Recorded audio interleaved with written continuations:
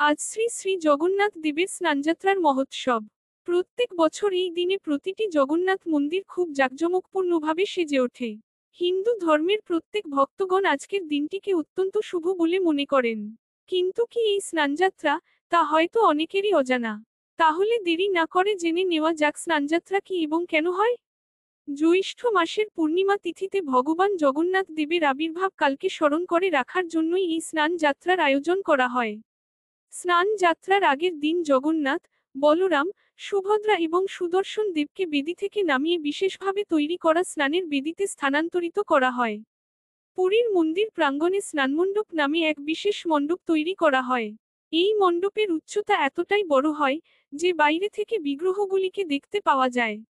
স্কন্দপুরাণ অনুযায়ী, রাজা ইন্দ্রদ্যুম্ন জগন্নাথ দেবের একটি কাঠের বিগ্রহ প্রতিষ্ঠা করেছিলেন।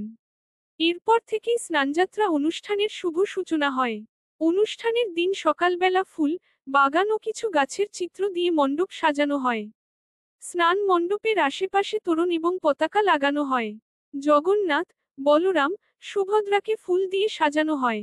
এরপর বিগ্রহগুলির সামনে ধূপধুনো অর্পণ করা হয়। পুরীর মন্দিরের এই স্নান যাত্রা উপলক্ষে সোনার তৈরি এক ধরনের কুয়ো থেকে জল নিয়ে আসা হয়। জল আনার সময় মন্দিরের পুরোহিতরা ভালো করে কাপড় দিয়ে মুখ ঢেকে রাখেন। কারণ তাদের নিঃশ্বাস, এমনকি মুখ থেকে নিঃসৃত কোন রকম দূষিত পদার্থ যেন ধরে না পতিত হয়। স্নানের পূর্ব জগন্নাথ, বলরাম, সুভদ্রার বিগ্রহকে সিল্কের কাপড় দিয়ে আবৃত করা হয় এবং গায়ে লাল ধরনের একরকম গুঁড়োর প্রলেপ দেওয়া হয়। এরপর 108 স্বর্ণপাত্রে রাখা জলের সঙ্গে গঙ্গা জল, কাঁচা দুধ, আতর, চন্দন মিশিয়ে বিগ্রহের অভিষেক করানো হয়। সাথে চলে বৈদিক মন্ত্র উচ্চারণ, কীর্তন, শঙ্খধ্বনি। স্নানের পর 108টি তুলসী পাতা জগন্নাথদেবের চরণে দেওয়া হয়। এরপর জগন্নাথদেব ও বলরামকে গজবেশে এবং সুভদ্রা দেবীকে পদ্মবেশে সজ্জিত করে তোলা হয়।